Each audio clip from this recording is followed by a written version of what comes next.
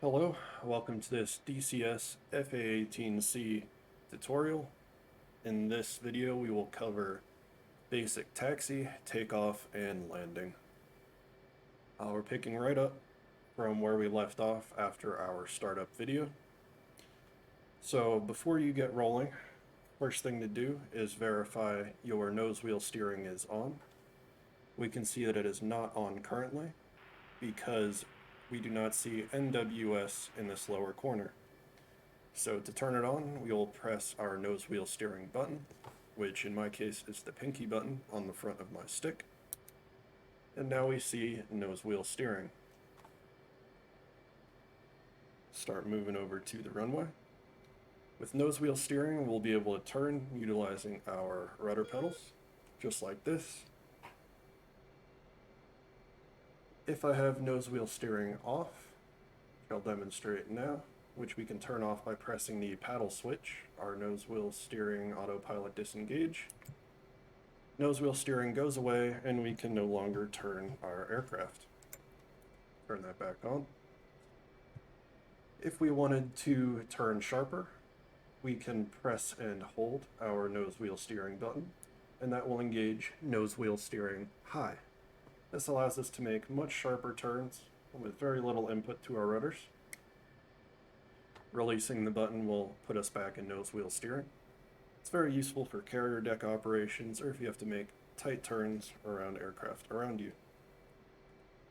Standard taxi speed is about 72, 73 on our engine percentages down here. If you feel comfortable, you can go a little faster. If you don't, go a little slower. Just make sure if you're going fast, you don't take turns too sharply or else you will roll your aircraft.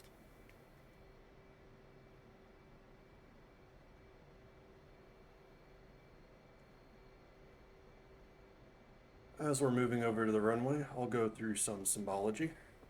On this right-hand side, this box, we see 0 in the box with an R. The 0 in the box is our altitude. The R signifies radar altitude. If we're above 5,000 feet, our barometric altitude kicks in, and that will show a B. Up top, we see our compass tape. It is showing the direction we are currently going, signified by the caret. So right now my plane is facing, about 158 degrees. To get a more precise view in our helmet, you can see up top it shows 158, and that is the current direction our plane is facing. So if I move left and right on the rudders, you see that updating. Straight, it doesn't change. Moving over, we have our speed in this left-hand box. This will become accurate once we start getting a little faster. On the ground, it'll just stay 48. Moving down, we have our alpha number.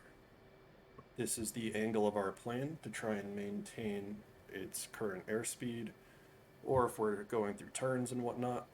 If you start to see this climb through the roof, this alpha number, also repeated in our helmet, it means your plane is trying to pitch up to maintain its airspeed or our current altitude. If it starts climbing through the roof, that means you're getting close to a stall, so you need to pick up your airspeed. Below this, we can't see it now because we're on the ground, but it's repeated in our helmet, is our Mach number. Below that is our current G's we are undergoing. Moving to the center of the HUD, this circle with the 3 lines coming off of it signifies our velocity vector. That is where our plane is currently trying to go. Around the velocity vector, we have our climb ladder. So this center portion indicates horizon. The dashed lines below indicate -5 degrees, -10 degrees, and so on, -15. Above it, you would see solid lines you'll see when we get in the air, signifying 5 degrees, 10 degrees, 15, and so on. Alright, let's move over to the runway and get set up for takeoff. When we're coming over for takeoff, verify both on your physical controls, your HOTAS. If you have them bound, your gear is in the down position and your flaps are in the half position. If you don't have them bound, just verify in the plane that your flaps are in the half position. I would hope that your gear is down at this point. To take off, I'll bring up the controls indicator over here. We're going to apply full brakes, throttle up to afterburner, and when our plane starts to overtake the brakes, we'll release, and then we'll get started down the runway. There is no need to pull back on the stick to take off in this aircraft. It'll start to take off on its own when you hit about 175-ish knots on our airspeed indicator. Once you take off, we're going to put our flaps to auto and our gear up and start giving control inputs to our stick. Let's go ahead and try that now. Brakes, throttle up to afterburner, overtake, release the brakes. At this point, our only job is to keep her straight down the runway. If you need to, you can disengage nose wheel steering when you hit about 70 knots. I have fine enough control where I can keep her straight without doing that. We're up, gear up, flaps to auto, and now I'm starting to give control input to the plane. I'm going to come out of afterburner. One thing to note is you want to make sure your gear comes up before you hit about 300 knots, or else this landing gear light will stay on, signifying that you broke your weight on wheels sensor. And if that happens, you will no longer be able to release munitions from your plane, and you'll have to go back, repair, grab a new plane, go through startup again. Not a fun time.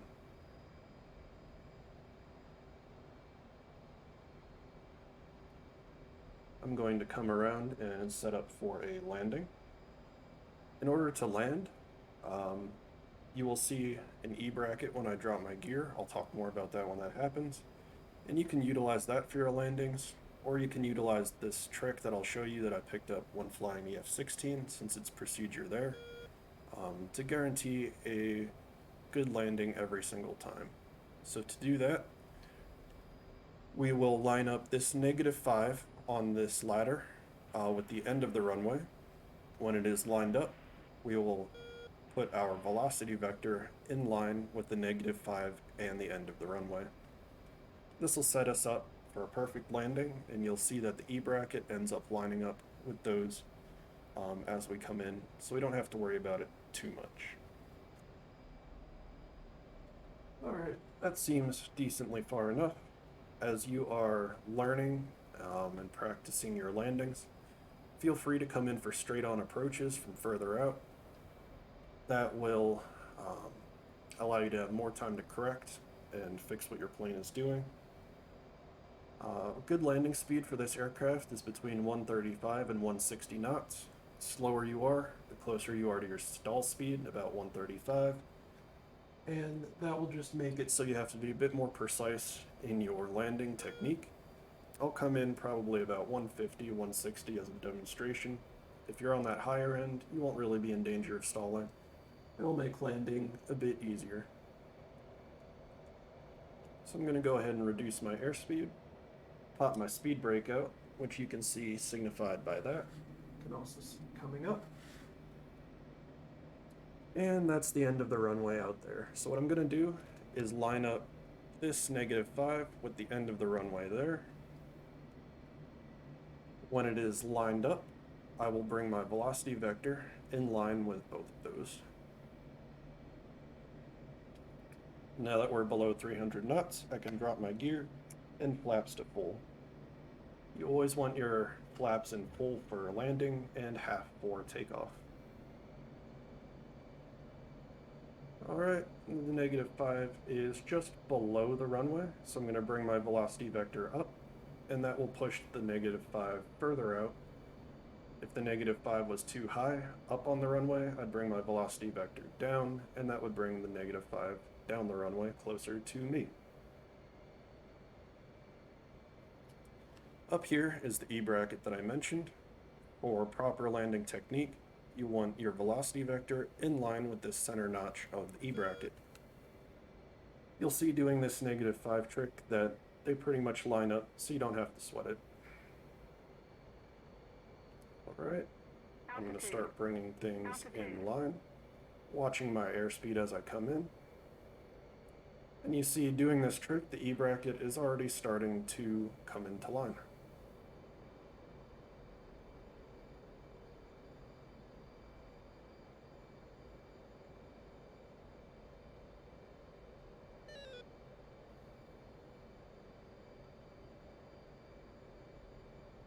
Going to raise my velocity vector to make sure the -5 is up the runway. Can have it right on the end, but if you want to land further up the runway, you can just push it up a little bit. When you're happy, just put them back in line.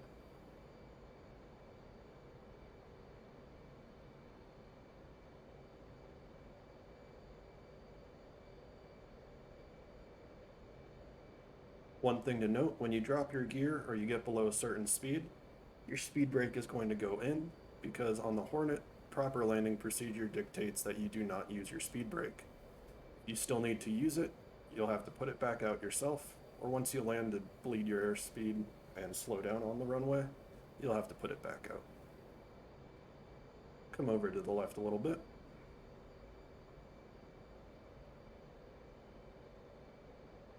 Once we get down closer to the ground, about to touch down, I will move my velocity vector from the end of the runway closest to me to the opposite end of the runway.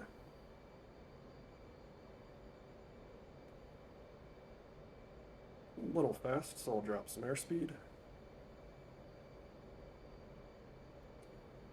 A little faster, a little slow from those numbers I gave you, the 135, 140 to 160 won't hurt, but just make sure you don't go below 135, or else you'll have a real bad day when you stall trying to land.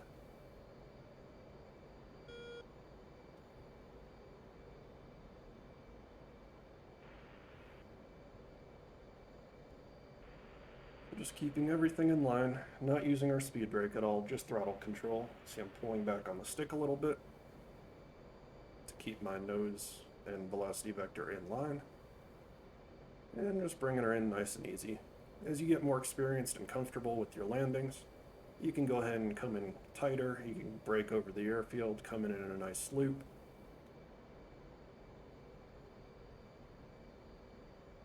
But as you're learning, feel free to come in from a few miles out, 10 miles or so. It gives you plenty of time to line up and make it a nice, easy landing.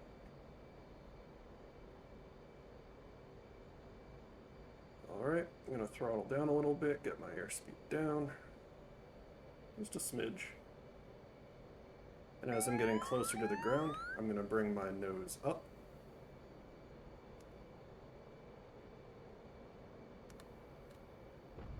And we're down. A little rough, I'll go through that again. This trick isn't meant to give you 100% perfect butter smooth landings, but to make sure you don't break your plane or blow up when you hit the ground. You'll see on the next time in, I'll deviate a little bit, and it'll be a little bit smoother. So if you want to slow down, right now I'm just giving it full brakes. You can pop your speed brake out, and pull the stick back to your stomach, and you'll stop right on a dime, because the extra deflection of the rear plane right there will give you a whole bunch of drag to help slow down. Now instead of going to the end, I'm going to engage nose wheel high, and I'm just going to turn off right here.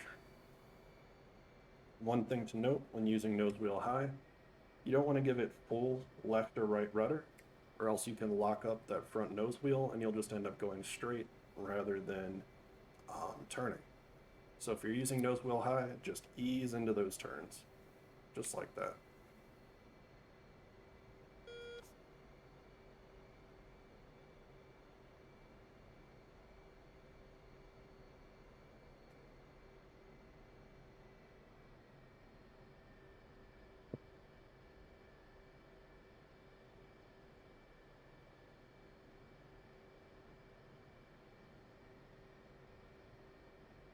As you're taxiing over to rearm, refuel, get back to the runway, Go ahead and make sure your flaps are in the half position for takeoff. And if you want to, you can hit the takeoff trim push button here, and it will configure your plane for its current loadout for takeoff trim. Not strictly necessary, but if you remember to, it's always an option.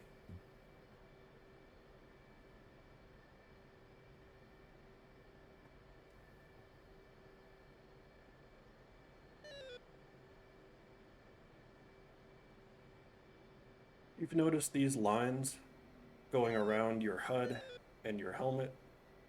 Those are having to do with your EW page. We'll cover that more in the EW tutorial. For now, you can just ignore them.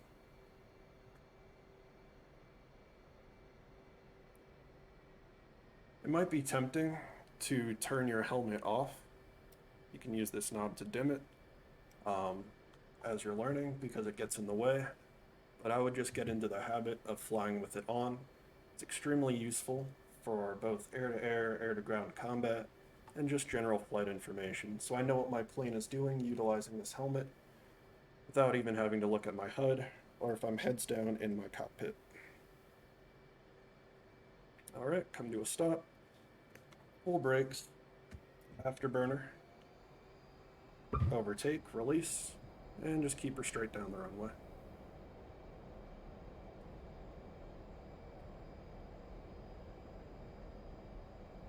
We're approaching the airspeed. She's going to start taking off on her own. All right, taking control, gear up, flaps up, and I'll stay in burner here. All right, gears all the way up, and I'll come out of burner. Just wanted to give an example of staying in burner for takeoff and an example of coming out of burner on takeoff. Either way, you want to make sure your gear comes up before about 300 knots.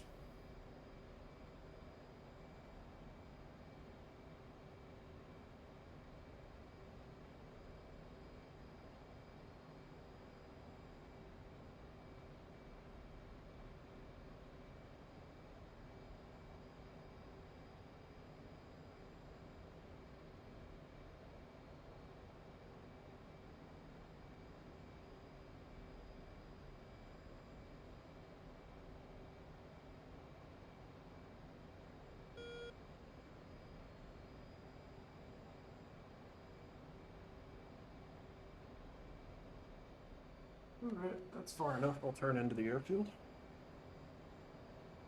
Let my speed come down. If you're ever too fast on your approach, you can do S turns, turning back and forth to bleed speed, like this. And you'll see your speed comes way down when you do that.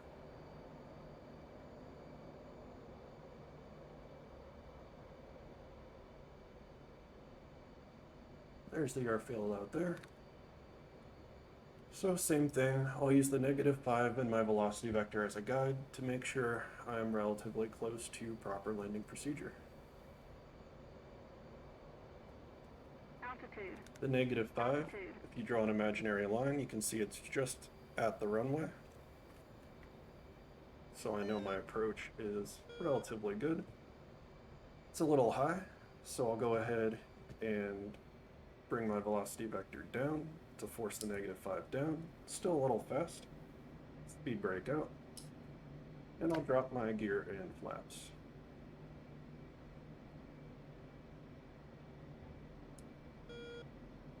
Forcing my speed brake to remain out since I dropped my gear. -5 is looking good, so I'm going to pull up into it. A little below the runway, so I'll keep my velocity vector a little bit above. Bleeding speed this whole time with my speed brake. Alright. Coming in, I dropped below 200 knots, so my speed brake went in by itself. I'll pull it out a little bit, and I'll push it back in. Want to make sure that you don't let your velocity vector drop. And we're coming in for the landing approach.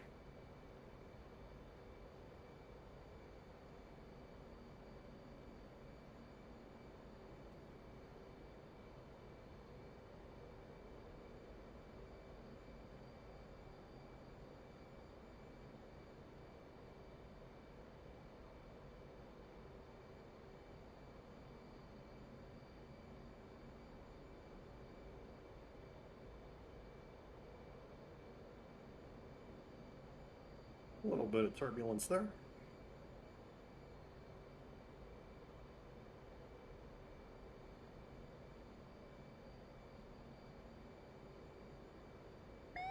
Alright, so I'm going to start bringing my velocity vector to the opposite end of the runway.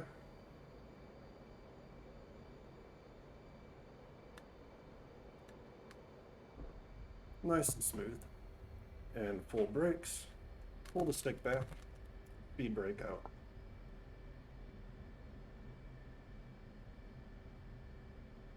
For some reason, your nose wheel steering does not come on when you touch down. You can always hit your nose wheel steering button to turn it on.